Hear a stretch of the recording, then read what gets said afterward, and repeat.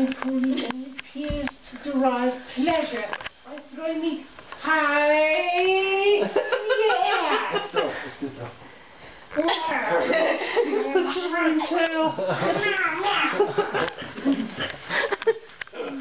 The more he spins or twists I complete, the more pleased he appears to be.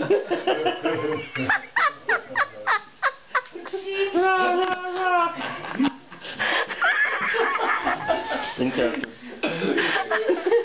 he's often using me to figure out the next trick that his darling daughter is learning for gymnastics. If that's not bad enough, one time he locked me in a box and forced me on a river trip.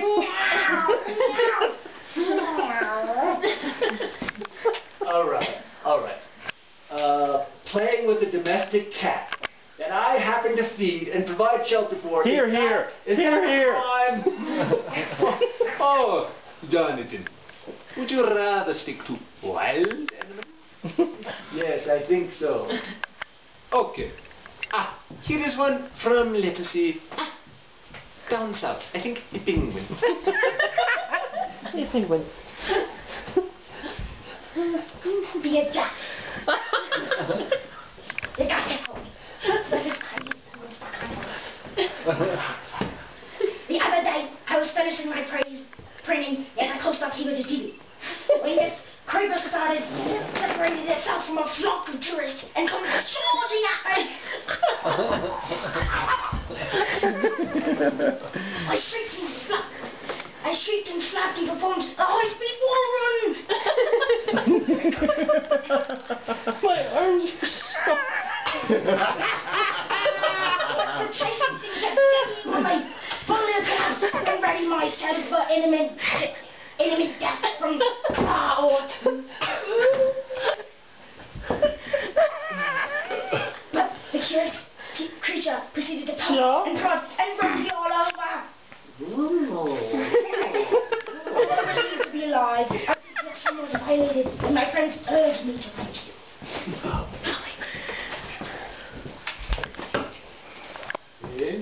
Are you listening?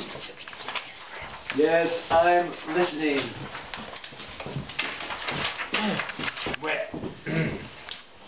oh, here is one. I see. There's a letter.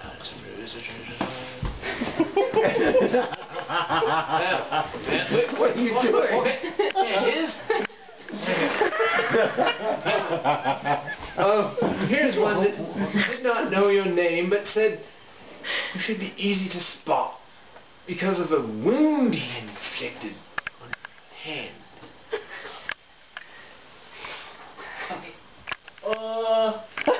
Hey, Jaw. Maury the eel here. And this afternoon I was swimming around my neighborhood when all of a sudden I was surrounded by snorkeling touristas.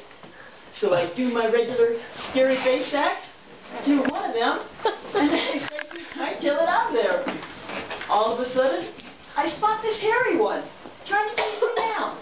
I thought the hair on his back would weigh him down. But dude, he could swim and hold his breath. Pretty soon I'm swimming for my life.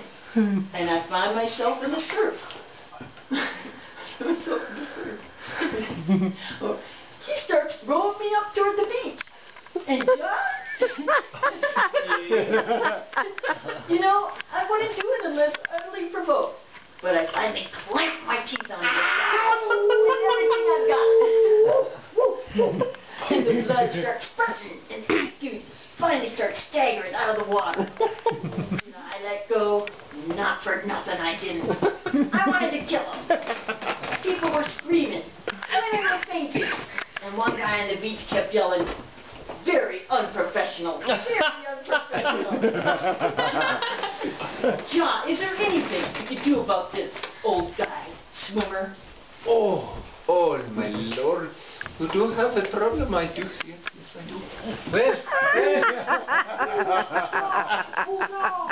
Oh, I got a complaint. would that be the one from the paddock? No!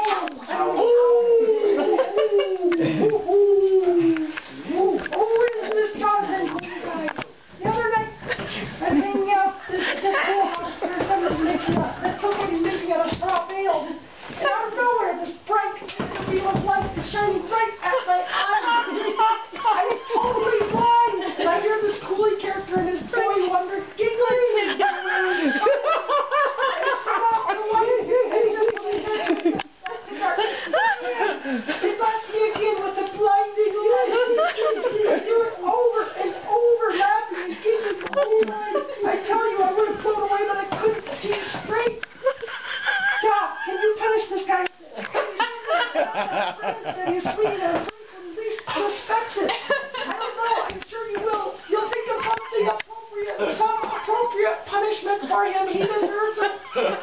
Oh, you poor hooting. I feel your pain. And here's something from, I think, Bennett.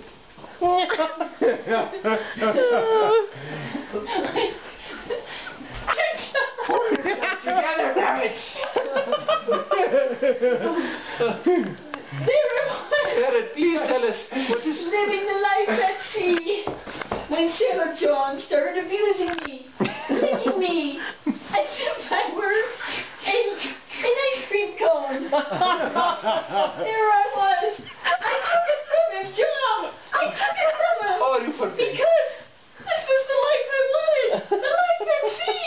But oh, the humiliation of it all. Children, cover your ears. After licking that parrot, I kind of...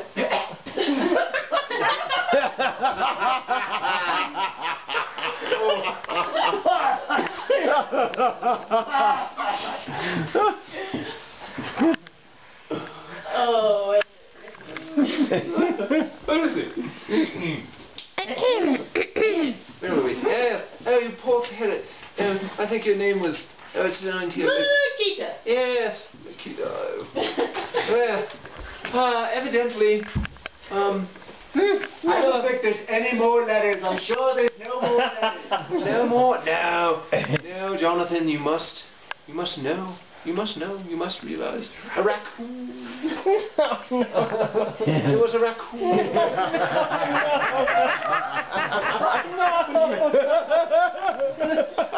My sister and I It's like a prostitution. were sleeping in the street. It was sunny and beautiful. Suddenly, there was a hairy beast blocking the sun.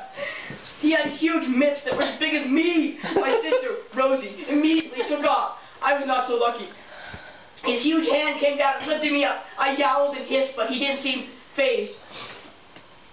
Job, you don't know what I was terrified. I was going to get eaten, but all he did was yell. Then his offspring came. I assumed one screamed, and the other just stood there. I felt so humiliated that I felt to relax, so I took the chance and ran off. Please, Job, take care of him. That's our neighbor, after all. Oh, poor raccoon, I feel your pain, my brother. Oh, this is from one more letter, I think. Yes, yes. One from the most majestic of animals. A bald eagle, I believe it is. Oh, my me. You couldn't leave it well enough alone, my boy, Jonathan. Hello, Jaw. Avery the Eagle here. As the symbol of America, I am very important and have the highest security. But one day, I wanted a little time alone. I dismissed my security and went down to the river to relax a little. I had only been there for no more than 5 minutes when suddenly along comes this giant purple thing. Standing on it were 2 apes. They were pointing at me. I thought, oh no, more paparazzi. I was about to take off, but I realized they had no cameras. I decided to stay and see what would happen. They stopped at the rock where I was standing and stepped onto it. I was a little worried, but stayed put. They started to slowly move towards me. I was suddenly struck by fear. I could not move. Me, imagine me, not moving from fear. They moved right up to me. One had a stick. It was a really hairy ape. He took the stick and rubbed me with it. Then he slowly took his finger and rubbed me with that too. I was outraged. I gave him a look that would petrify me. It was awful, Jaw. I gave him a look that would petrify any rodent. I still couldn't move from fear. The look that I gave him made him back off. They both did. Jaw, he should be jailed for touching the most powerful person, the most powerful eagle ever. Me! Oh.